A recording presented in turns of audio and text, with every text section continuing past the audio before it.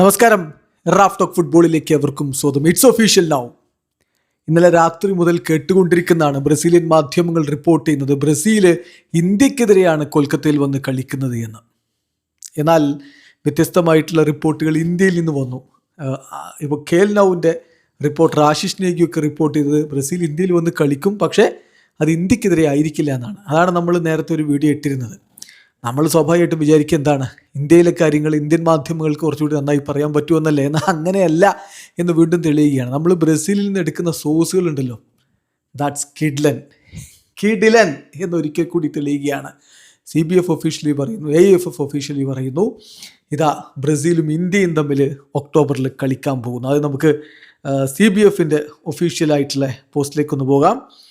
From Australia to India, Brazilian national team schedule continues എന്ന് പറഞ്ഞുകൊണ്ട് അവർ വിവരിക്കുകയാണ്. ഓസ്ട്രേലിയയിൽ ഫ്രണ്ട്ലി മത്സരങ്ങൾക്ക് ശേഷം നമ്മുടെ അടുത്ത ഡെസ്റ്റിനേഷൻ ഇന്ത്യ ആയിരിക്കും.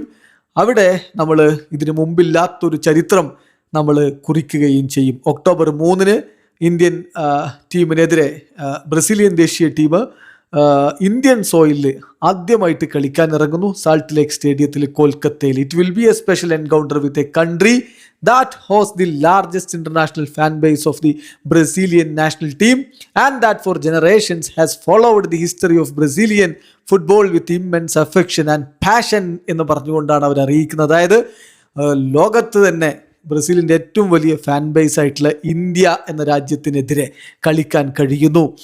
അത് തീർച്ചയായിട്ടും ഒരു വലിയ സന്തോഷമായിരിക്കുമെന്ന് അവർ അറിയിക്കുന്നു. We are eager to live this moment alongside millions of Indian fans. See you in Kolkata എന്ന് പറഞ്ഞുകൊണ്ടാണ് CBF ഇപ്പോൾ ഈ പോസ്റ്റ് ഇടുന്നത്.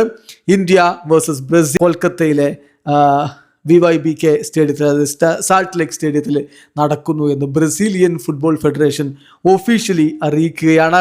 അതോടൊപ്പം തന്നെ നമ്മുടെ AFFൻ്റെ എക്സ് അക്കൗണ്ടിലും ഇക്കാര്യം പറയുന്നു.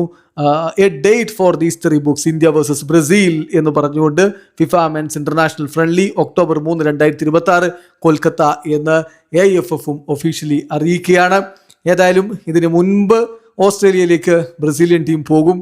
അങ്ങനെ ഓസ്ട്രേലിയയിൽ പോയിട്ട് ബ്രസീൽ 2 മത്സരങ്ങൾ കളിക്കുന്നുണ്ട്. അത് കഴിഞ്ഞിട്ടാണ് അവർ ഇന്ത്യയിലേക്ക് വരിക. അതായത് ഓസ്ട്രേലിയയിൽ സെപ്റ്റംബർ 25 ടൗൺസ്വില്ലിൽ അവർ ഓസ്ട്രേലിയക്കെതിരെ കളിക്കും. പിന്നെ ബ്രിസ്ബെയിനിൽ അവർ ഈ ഒരു സെപ്റ്റംബർ 29 അവർ ഓസ്ട്രേലിയക്കെതിരെ കളിക്കും. അത് കഴിഞ്ഞിട്ടാണ് നേരെ ഇന്ത്യയിലേക്ക് പറക്കുന്നതും. ഇന്ത്യയിൽ അവർ ഇന്ത്യക്കെതിരെയാണ് ഒക്ടോബർ 3 കളിക്കുന്നത്. വീഡിയോ അവസാനിക്കുന്നു. ഫുട്ബോൾ ലോകത്ത് കൂടുതൽ വിശേഷങ്ങളുമായി റാഫ് ടോക്സ് എത്താം.